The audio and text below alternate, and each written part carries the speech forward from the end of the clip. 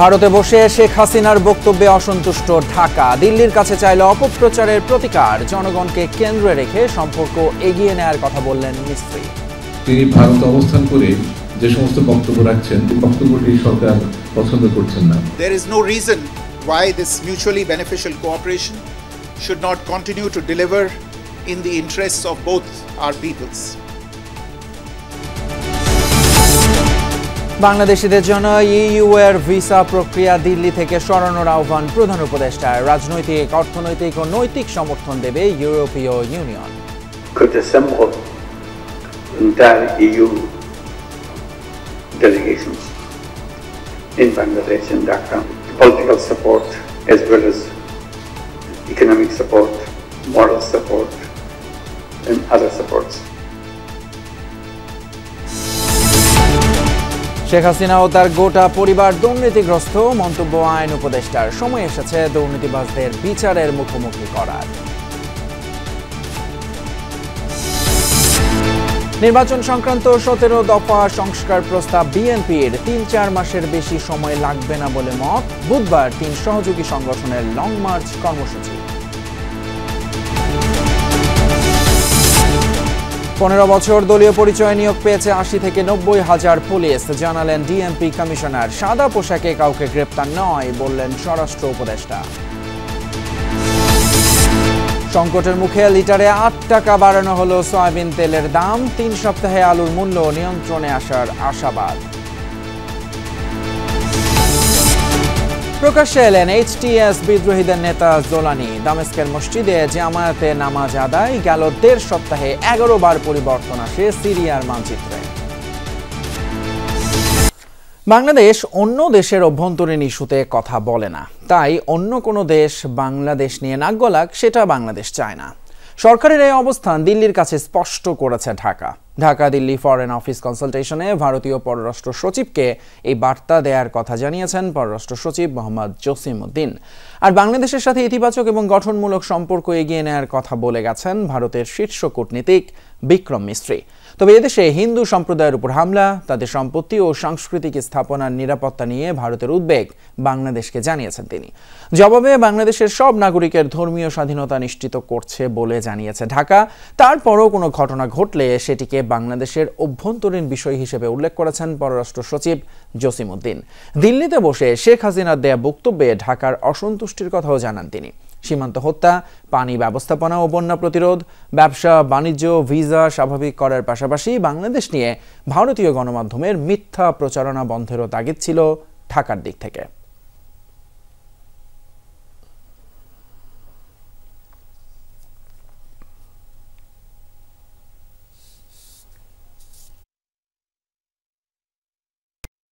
আমরা একদিকে বলছি এটা আমাদের ইন্টারনাল ইস্যু, আবার অন্যদিকে তাদেরকে দেখে যাওয়ার কথাও বলছি।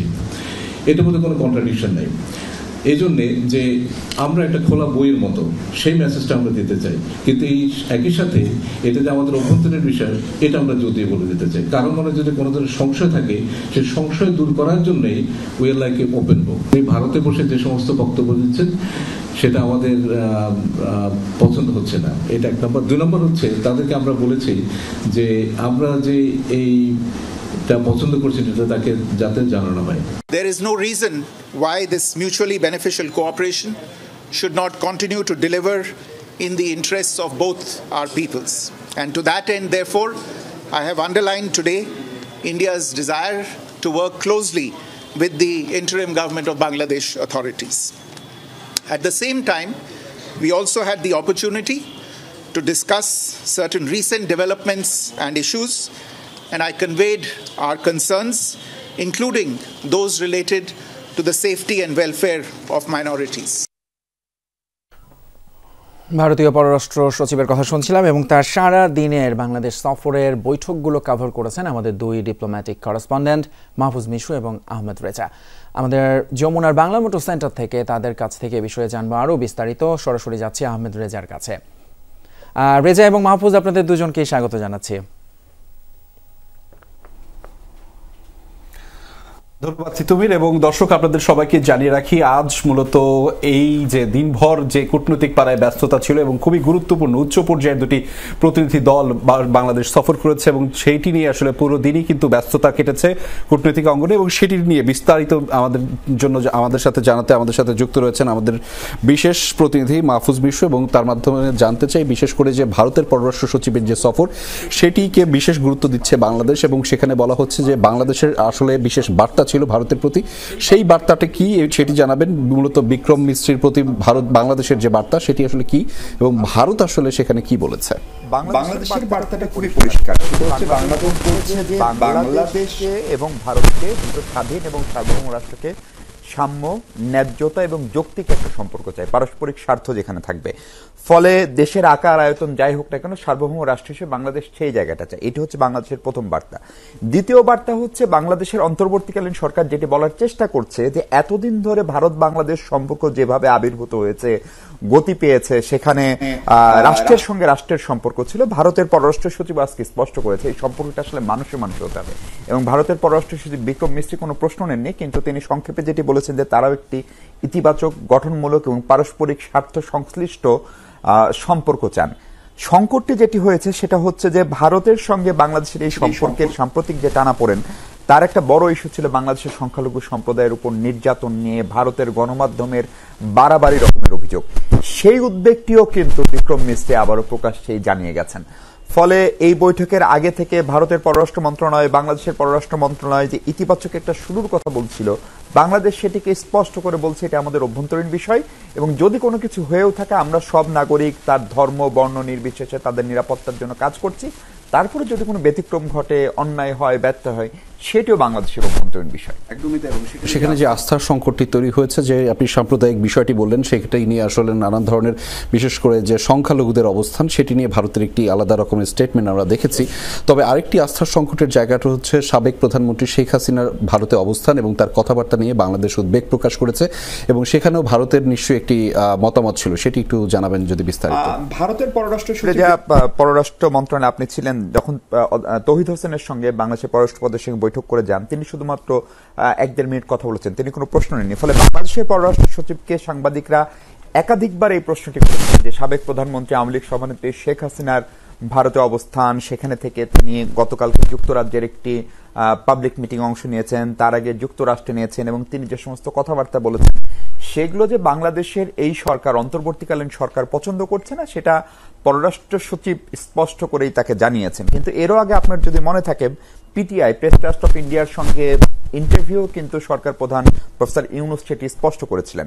আমরা বারবারই যেটি জানার চেষ্টা করছিলাম বাংলাদেশের পররাষ্ট্র সচিবের কাছ থেকে, এর উত্তরে ভারত কি বলেছেন, তিনি সেই প্রশ্নটার খুব সদুত্তর আসলে আমরা পাইনি।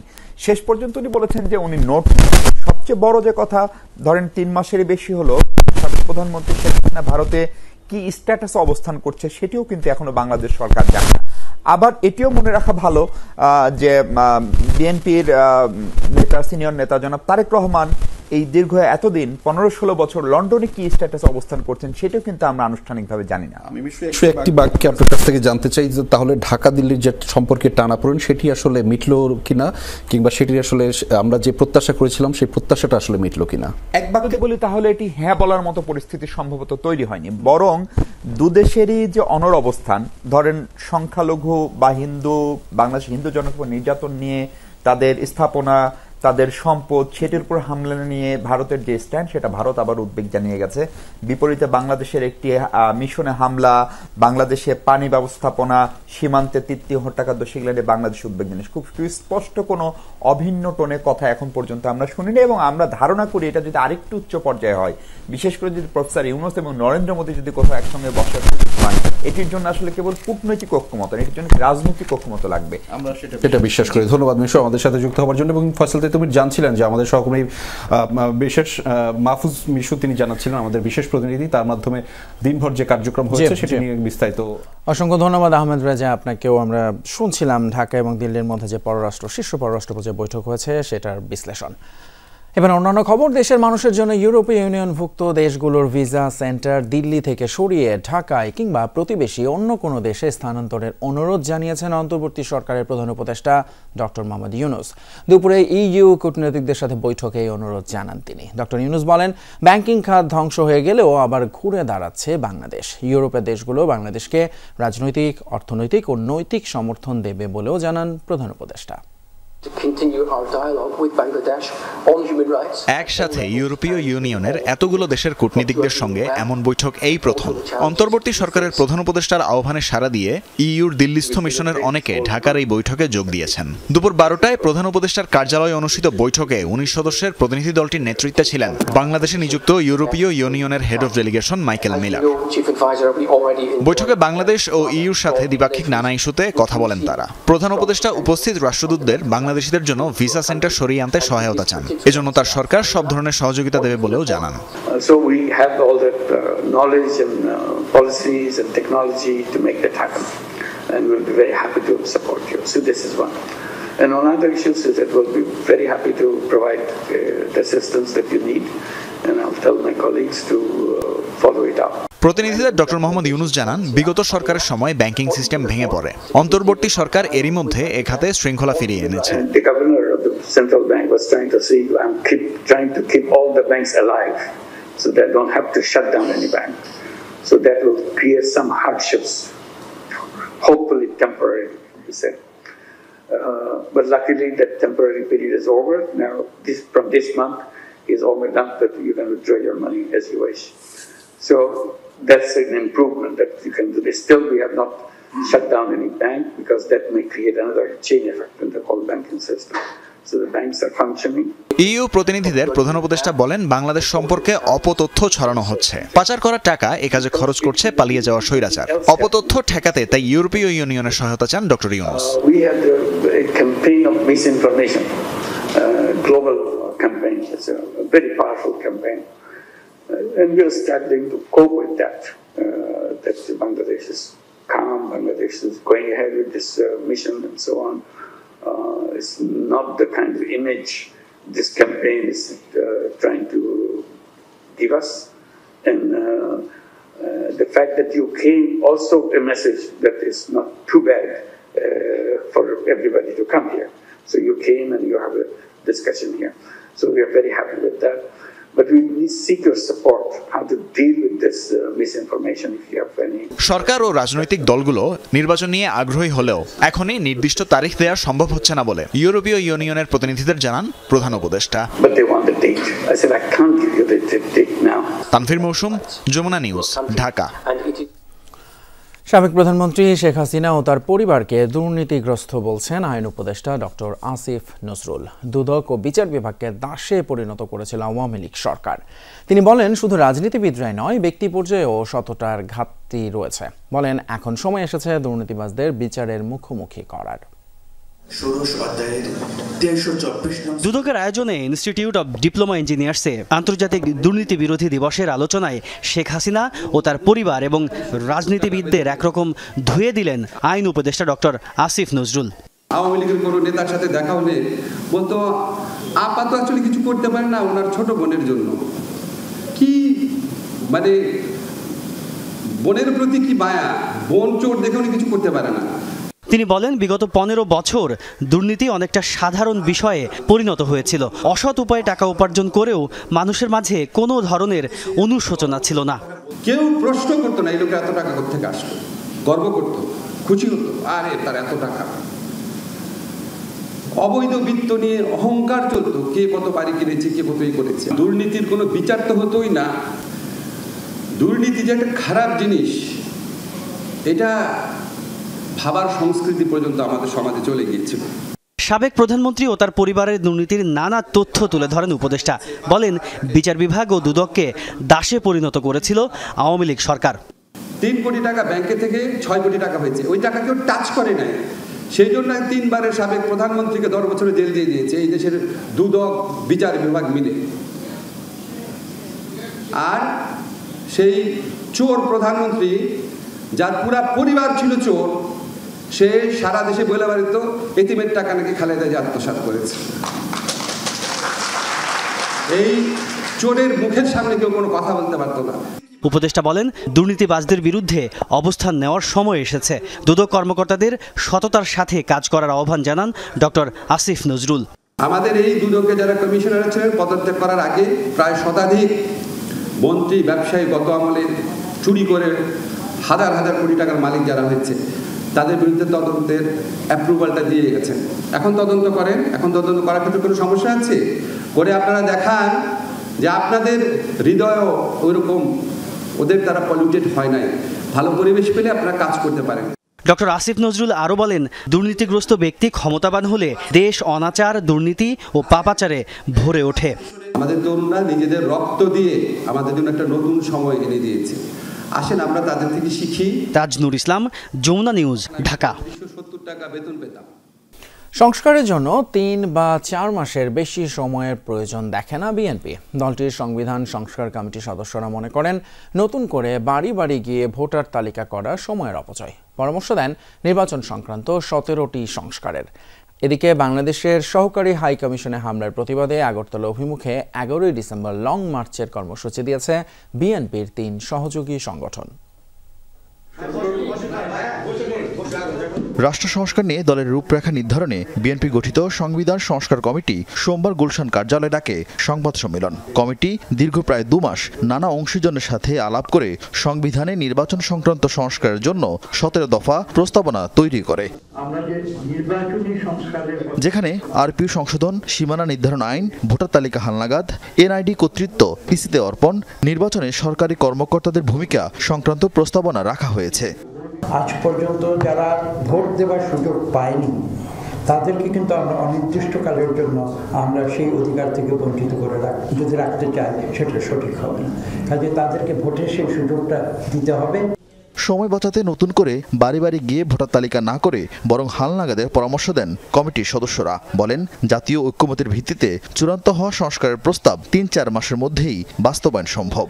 নির্বাচনী কাজের মধ্যে যেগুলো সময় নেয় সেটা হচ্ছে নির্বাচনী অফিস, নির্বাচনী কর্মকর্তা এবং নির্বাচনের সময় পোলিং এদের নিয়োগ, এগুলো সবগুলো গুছাতে প্র্যাকটিক্যালি 2 থেকে 3 মাসের বেশি সময় লাগার কথা নয়। এখন সরকারের সংস্কারের আরো বিভিন্ন সাইড আছে, প্রশাসনিক সংস্কার আছে, জুডিশিয়াল সংস্কার আছে, পুলিশ সংস্কার আছে, এগুলো সব সমন্বিত করে এটা নির্বাচন উপহার দিতে আমাদের মনে হয় না এটা খুব বেশি 3 থেকে 4 মাসের বেশি সময় লাগার কথা। একটা নির্বাচনে বেসিক কাজ হলো ভোটার তালিকা প্রণয়ন করা আর কি। সেই ভোটার তালিকা প্রণয়নের বিষয়ে বলা আছে আমাদের দেশে যে এটা আপডেটেড হয় এবং এটা নিয়ে বাড়ি বাড়ি যেয়ে এটা আবার পুনর্বিবেচনা করা হবে 2026 সালের মার্চে আর কি। আমরা এটা বুঝি নাই আর কি যে এটা কি এক্সারসাইজ এটা। এদিকে নয়াপল্টনে আলাদা সংবাদ সম্মেলনে ছাত্র, যুব ও স্বেচ্ছাসেবক দল ভারতীয় আগ্রাসনের বিরুদ্ধে ঢাকা থেকে আখাউড়া পর্যন্ত লং মার্চের কর্মসূচি ঘোষণা করেন। আগামী 11ই ডিসেম্বর আমরা আখাউড়া পর্যন্ত আমরা লং মার্চের ঘোষণা দিচ্ছি। আরিফিন শাকিল, যমুনা নিউজ, ঢাকা। গণতান্ত্রিক পরিবেশ ছাড়া দেশে বিনিয়োগ বাড়বে না, তাই যত দ্রুত সম্ভব নির্বাচনের রোড ম্যাপ ঘোষণা করা উচিত বলে মনে করেন এফবিসিসিআর সাবেক সভাপতি আব্দুল আউয়াল মিন্টু। ইআরএফ আয়োজিত ব্যবসা অর্থনীতির বর্তমান অবস্থা বিষয়ক সভায় একথা বলেন তিনি। বলেন, মুদ্রা সরবরাহ কমিয়ে মূল্যস্ফীতি নিয়ন্ত্রণ সম্ভব নয়, উল্টো বিনিয়োগ ক্ষতিগ্রস্ত হচ্ছে। ব্যক্তির অপরাধে কোনো প্রতিষ্ঠান বন্ধ করা ঠিক নয় বলেও মন্তব্য করেন আব্দুল আউয়াল মিন্টু। গেল কয়েক বছর ধরে কমছে বেসরকারি খাতে ঋণ প্রবাহ। 14% থেকে নেমে এসেছে 8%-এর ঘরে, যা দেশের জন্য অশনি সংকেত। বিদেশি বিনিয়োগের পরিস্থিতি আরও নাজুক। ইআরএফ আয়োজিত সভায় এফবিসিসিআর সাবেক সভাপতি বলেন, দেশে বিনিয়োগের পরিবেশ নেই, বিনিয়োগ বাড়াতে গণতান্ত্রিক পরিবেশ দরকার। উন্নতি হতে হলে আপনাকে প্রথমে যেটা দরকার সেটা গণতন্ত্র প্রতিষ্ঠা করতে হবে। নির্বাচনের মাধ্যমে আমরা গণতান্ত্রিক সরকার প্রতিষ্ঠা করতে পারবো, যে সরকার জনগণের কাছে একটা দায়বদ্ধতা থাকবে। তাতে করি আমি মনে করি আমরা এই সমস্যার সমাধানের দিকে যেতে পারবো। যদি অন্তত একটা রোড ম্যাপ দেওয়া হয় তখন যাই উন্নতি আরো ভালো হবে। অনুষ্ঠানে কর্মসংস্থান, অর্থনৈতিক প্রবৃদ্ধি, সামষ্টিক অর্থনীতির স্থিতিশীলতা নিয়েও কথা বলেন এফবিসিসিআইয়ের সাবেক সভাপতি।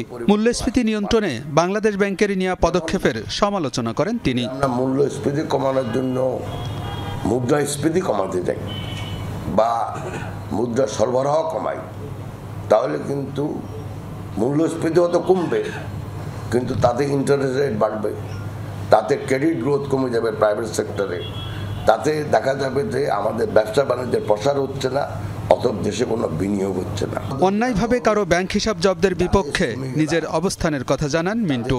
বলেন, ব্যক্তির অপরাধে কোনো প্রতিষ্ঠানের উপর হস্তক্ষেপ করা উচিত নয়, এতে উৎপাদন এবং কর্মসংস্থান ব্যাহত হবে। ভ্যাকসিনকো গ্রুপের কোনো মালিক বা প্রতিষ্ঠানের কোনো কর্মকর্তা যদি অন্যায় করে থাকে তাদের বিচারক, এ নিয়ে আমি কোনো কথা বলবো না, কিন্তু সরকার এমন কোনো কাজ করা উচিত না যে কাজে ফ্যাক্টরিগুলা বা উৎপাদনমুখী কোনো শিল্প যেন ব্যাহত হয়। প্রতিষ্ঠান কোনো অন্যায় করে না, মালিক অন্যায় করে, মালিকের শাস্তি হোক, প্রতিষ্ঠান যেন বন্ধ না হয়।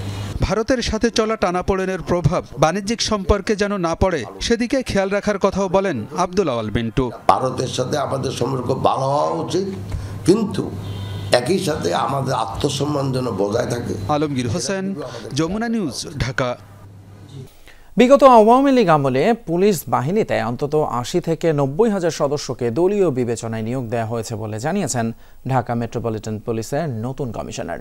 সকালে ডিএমপি মিডিয়া সেন্টারে মিট দ্য প্রেসে একথা জানান তিনি। কথা বলেন ট্রাফিক ব্যবস্থাপনা, চাঁদাবাজি, মামলা, বাণিজ্য সহ রাজধানীর নানান সমস্যা এবং সমাধানের উপায় নিয়ে।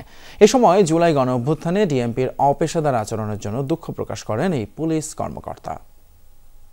যদি হয় ব্যবসা বাণিজ্যের অফিস হয়, কর্পোরেট বাধ্যতামূলক অবসরে যাওয়ার ৮ বছর পর চুক্তিভিত্তিক ডিএমপি কমিশনার পদে ফিরে প্রথমবারের মতো আনুষ্ঠানিক সংবাদ সম্মেলন। শুরুতেই জুলাই ২৪-এর অভ্যুত্থানে পুলিশের ভূমিকার সমালোচনা করেন নতুন কমিশনার।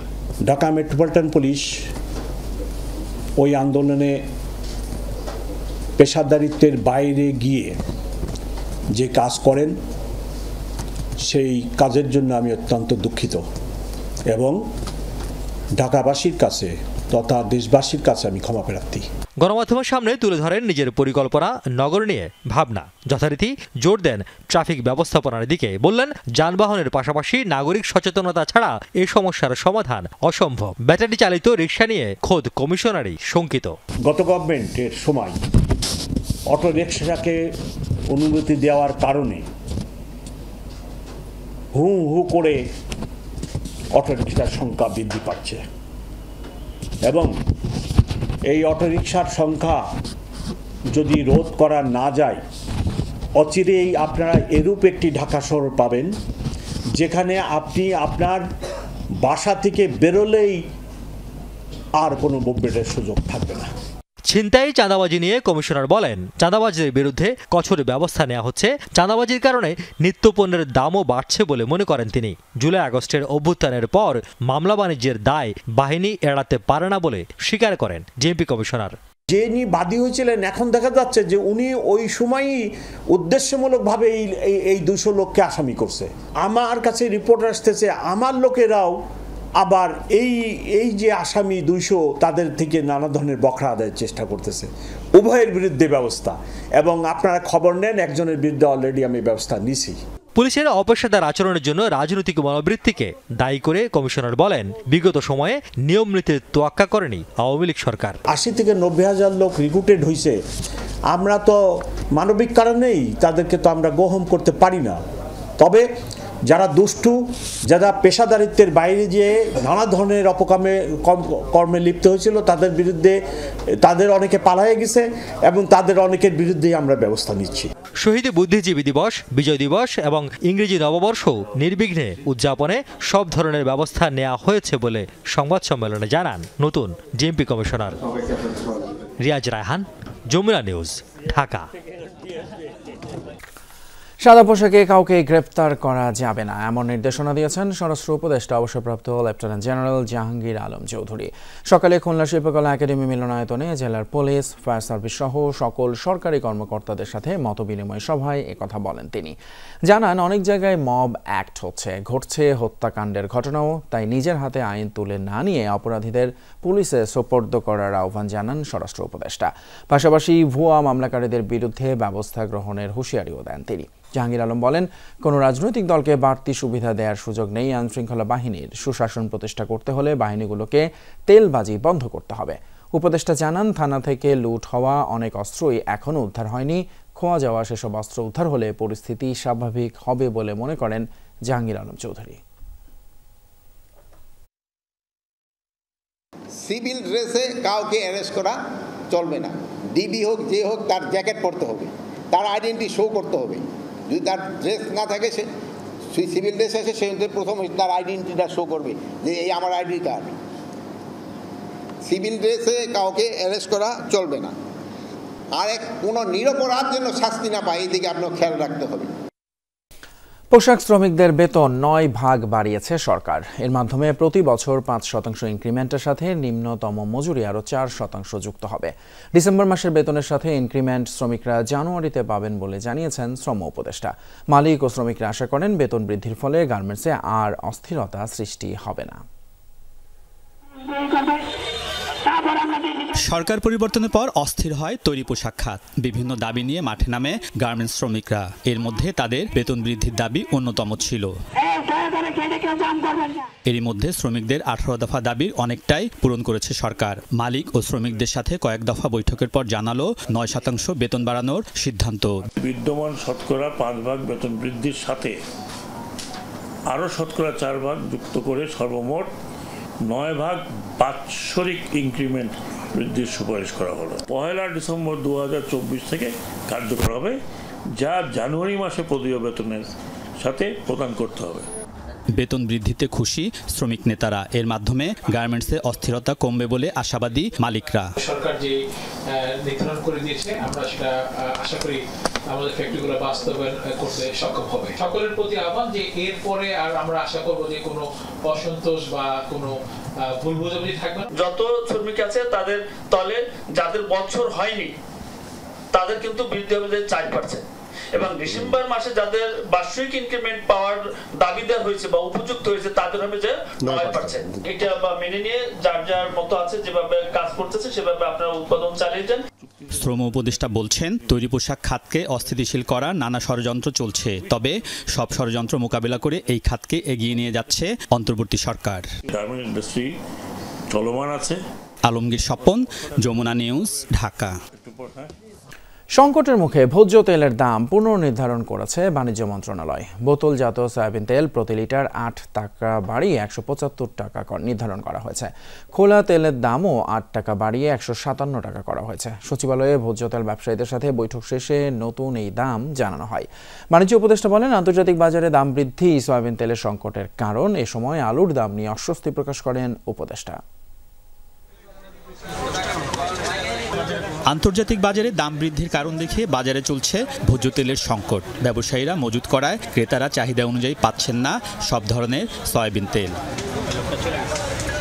এই অবস্থায় বিকেলে সচিবালয়ে ভোজ্য তেল ব্যবসায়ীদের সাথে বৈঠক করেছেন বাণিজ্য উপদেষ্টা। সেখানে নতুন দাম নির্ধারিত হয়। প্রতি লিটার বোতলজাত সয়াবিন তেলের দাম 167 থেকে 8 টাকা বাড়িয়ে 175 টাকা নির্ধারণ করা হয়েছে। একইভাবে খোলা তেলের দাম 8 টাকা বাড়িয়ে 157 টাকা করা হয়। প্রতি লিটার পাম অয়েলও কিনতে হবে 157 টাকায়। আন্তর্জাতিক বাজারে যদি দামটা কমে তাহলে কমবে এবং বাড়লে বাড়বে। এই ফর্মুলার মাধ্যমে এটাকে একটা স্বচ্ছ প্রক্রিয়ার মধ্যে আনার জন্য আমরা অনুরোধ করেছি।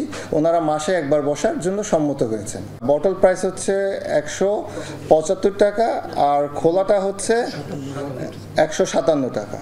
বাণিজ্য উপদেষ্টা জানান, নতুন দামে তেল বিক্রি হচ্ছে কিনা তা মনিটরিং করবে মন্ত্রণালয়। আজকে থেকেই ওনাদের সরবরাহ ব্যবস্থাকে স্বাভাবিক করবেন এবং আমাদের যে ভোক্তা অধিকার আছে তারাও এই জিনিসটাকে স্টার্টিং ফ্রম ডিওর যে ফিজিক্যাল ডেলিভারির যে একটা শৃঙ্খলা আনা, আমরা আশা করি যে আমরা সমস্ত কিছু বাস্তব ভিত্তিকভাবে নির্ণয় করার ফলে এই অনুমান নির্ভর মজুদদারিটা আজকের থেকে ইনশাল্লাহ বন্ধ হবে। উপদেষ্টা এ সময় বাজারে আলুর অস্বাভাবিক দাম নিয়ে ক্ষোভ প্রকাশ করেন। আলুতে একটা চূড়ান্ত অস্বস্তি বিরাজ করছে, এখানে এটা অস্বীকার করার কোনো জায়গা নেই। দুঃখজনকভাবে এই ঘটনাগুলো ঘটিয়েছেন। আমার ধারণা 3 সপ্তাহের মধ্যে ওনাদেরকে তাদের স্টককে লিকুইডেট করতে হবে। আমরা আশা করছি যে আলুর দামটা সহনীয় পর্যায়ে চলে আসবে। বাণিজ্য উপদেষ্টা দাবি করেন, চাল, চিনি, ডিম, সবজি ও মুরগির দাম আগের চেয়ে কমেছে, বাজার স্থিতিশীল আছে। আলমগীর স্বপন, যমুনা নিউজ, ঢাকা। সামাজিক যোগাযোগ মাধ্যমে এবং ওয়েবে সাবেক প্রধানমন্ত্রী শেখ হাসিনার বক্তব্য সরানো সংক্রান্ত ট্রাইব্যুনালের আদেশ প্রকাশ পেয়েছে। সেই রায়ের কপি পাঠানো হয়েছে নিয়ন্ত্রক সংস্থা বিটিআরসিকে। দুপুরে এই তথ্য জানিয়েছেন আন্তর্জাতিক অপরাধ ট্রাইব্যুনালের প্রসিকিউটর গাজী MH তামিম। বলেন, শেখ হাসিনা রোববার ভার্চুয়ালি যুক্ত হয়ে লন্ডনে যে বক্তব্য দিয়েছেন তা খতিয়ে দেখতে সরকারকে নির্দেশনা দেওয়া হয়েছে। 5 ডিসেম্বর প্রসিকিউশন টিমের এক আবেদনের শুনানি শেষে ট্রাইব্যুনালের চেয়ারম্যান বিচারপতি মোহাম্মদ গোলাম মর্তুজার নেতৃত্বাধীন বেঞ্চ গণমাধ্যম ও সামাজিক যোগাযোগ মাধ্যমে শেখ হাসিনার বিদ্বেষমূলক বক্তব্য প্রচারে নিষেধাজ্ঞা দেন। একই সঙ্গে গণমাধ্যম ও সামাজিক যোগাযোগ মাধ্যমকে আগে প্রচার হওয়া বিদ্বেষমূলক বক্তব্য সরাতে বিটিআরসিকে নির্দেশ দেওয়া হয়। গত 5 আগস্ট ছাত্র জনতার আন্দোলনে দেশ ছেড়ে ভারতে আশ্রয় নেন শেখ হাসিনা। সেখান থেকে মাঝে মাঝেই ভার্চুয়ালি বক্তব্য দিচ্ছেন তিনি। প্রসিকিউশনে দায়ের করা আবেদনে বলা হয়, শেখ হাসিনা ঘৃণা ও বিদ্বেষ ছড়িয়ে দেশ ও জাতির ক্ষতি করছেন। ধর্ষণের অভিযোগে ভারতের কলকাতায় গ্রেপ্তার করা হয়েছে সিলেট আওয়ামী লীগ এবং যুবলীগের 4 নেতাকে। জেলা আওয়ামী লীগের সাধারণ সম্পাদক ও মহানগর যুবলীগের সভাপতি আলম খান মুক্তি সহ 4 নেতাকে নিউটাউন এলাকা থেকে গ্রেপ্তার করা হয়। পশ্চিমবঙ্গ পুলিশ জানিয়েছে, ধর্ষণের অভিযোগে 6 জনের বিরুদ্ধে মামলা হয়েছে। এই ঘটনায় পলাতক সিলেট জেলা স্বেচ্ছাসেবক লীগের সভাপতি ও সাধারণ সম্পাদক। ছাত্র জনতার অভ্যুত্থানের মুখে বাংলাদেশ ছেড়ে ভারতে আশ্রয় নেন আওয়ামী লীগ ও এর সহযোগী সংগঠনের অনেক নেতা। এমনই 6 নেতার বিরুদ্ধে উঠল ধর্ষণের অভিযোগ। পুলিশ বলছে, সিলেট জেলা আওয়ামী লীগের সাধারণ সম্পাদক অ্যাডভোকেট নাসির উদ্দিন খান, মহানগর যুবলীগের সভাপতি আলম খান মুক্তি, সহসভাপতি রিপন, সদস্য জুয়েল এবং স্বেচ্ছাসেবক লীগ সভাপতি আফসার আজিজ ও সাধারণ সম্পাদক দেবাংশু দাস মিঠুর বিরুদ্ধে ধর্ষণের অভিযোগ পাওয়া গেছে।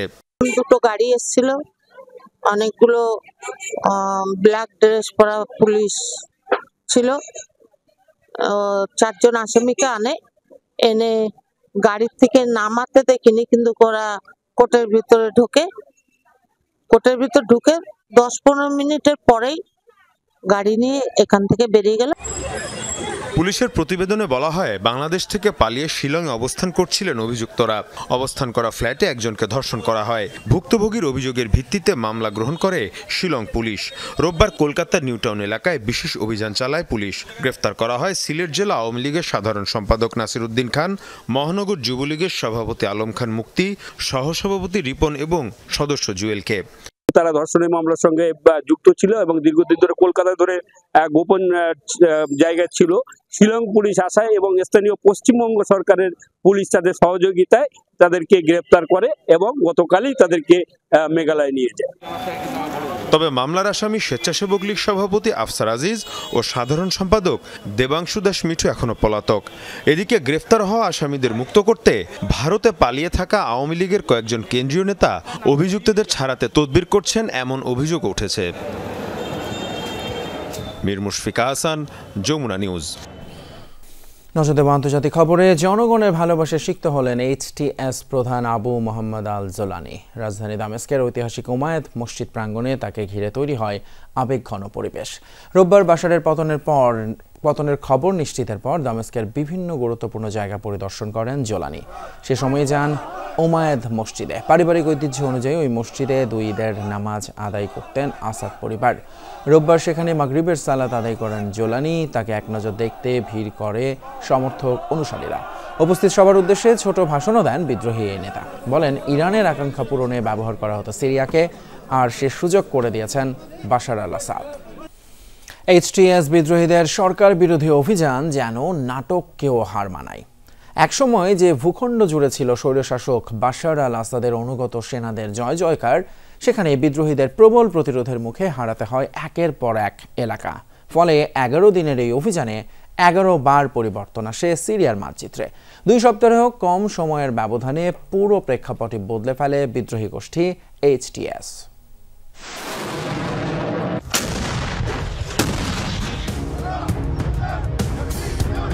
রাশিয়া এবং ইরানের প্রত্যক্ষ সহায়তায় সিরিয়ার বড় অংশই ছিল বাশার আল আসাদের অনুগত সামরিক বাহিনীর অধীনে। সরকারি বাহিনীর পরই সবচেয়ে বেশি জায়গার দখল ছিল কুর্দি নেতৃত্বাধীন এসডিএফ বাহিনীর। অন্যদিকে হায়াত তাহরির আল শামের ঘাঁটি ছিল শুধুমাত্র ইদলিবেই। বাকি শহরগুলোর নিয়ন্ত্রণ ছিল জঙ্গি গোষ্ঠী আইএস কিংবা ছোট ছোট বিদ্রোহী গোষ্ঠীর কাছে। তবে ২৭ নভেম্বর বিদ্রোহীদের উত্থান শুরু হলে পরিবর্তন আসতে শুরু করে সিরিয়ার গোটা মানচিত্রে। মাত্র ১১ দিনের ব্যবধানে যাতে দেখা যায় আমূল পরিবর্তন। অভিযান শুরুর একদিনের মাথায় ইদলিবের পূর্বাঞ্চলে আরও অগ্রসর হয় বিদ্রোহীরা, পিছু হটে আসাদ বাহিনী। রাজধানীর সাথে সংযোগকারী সড়ক সহ শহরটির কৌশলগত গুরুত্বপূর্ণ স্থানের নিয়ন্ত্রণ যায় এইচটিএস এর কাছে। সেনা বিদ্রোহী সংঘাতের তৃতীয় দিনে সিরিয়ার সবচেয়ে গুরুত্বপূর্ণ ও দ্বিতীয় বৃহত্তম শহর আলেপ্পোতে প্রবেশ করতে শুরু করে এইচটিএস যোদ্ধারা। ধীরে ধীরে অগ্রসর হয় শহরটির কেন্দ্রে। অনেকটা বিনা বাধাতেই আলেপ্পোর বেশিরভাগ জায়গা নিজেদের দখলে নিয়ে নেয় আসাদ বিরোধীরা। অন্যদিকে ইদলিব ও আলেপ্পোর কিছু কিছু স্থানে বিদ্রোহীদের অবস্থান লক্ষ্য করে বিমান হামলা চালায় রাশিয়া। তবুও মুক্তিকামীদের পিছু হটাতে পারেনি আসাদ পুতিনের যৌথ বাহিনী। ফলাফল, গোটা আলেপ্পোর নিয়ন্ত্রণ চলে যায় এইচটিএস এর কাছে। ষষ্ঠ দিনে উত্তর থেকে এবার সিরিয়ার দক্ষিণমুখী অভিযান শুরু করে বিদ্রোহীরা। অগ্রসর হয় চতুর্থ বৃহত্তম শহর হামার দিকে। রক্তক্ষয়ী সংঘর্ষে লিপ্ত হয় বিদ্রোহী, সরকারি ও ইরান সমর্থিত বাহিনীরা। দুদিনের মাথায় হামা নগরীর নিয়ন্ত্রণ চলে যায় বিদ্রোহীদের কাছে, যার মধ্য দিয়ে তৃতীয় বৃহত্তম শহর হোমস দখলের পথ আরও প্রশস্ত হয় এইচটিএস যোদ্ধাদের জন্য। অভিযানের সপ্তম দিনে জর্ডান সীমান্তবর্তী শহর দেরার নিয়ন্ত্রণ নিয়ে নেয় অন্যান্য বিদ্রোহী গোষ্ঠী। একই দিন রাজধানী দামেস্ক অভিমুখে রওনা হয় এইচটিএস নেতৃত্বাধীন গোষ্ঠীগুলো। অবস্থান নেয় রাজধানীর আশপাশের এলাকাগুলোই। ৮ ডিসেম্বর প্রথম প্রহরে দামেস্কের নিয়ন্ত্রণ বিদ্রোহীদের হাতে যাওয়ার মধ্য দিয়ে পতন হয় আসাদ সাম্রাজ্যের। অনিক রহমান, যমুনা নিউজ।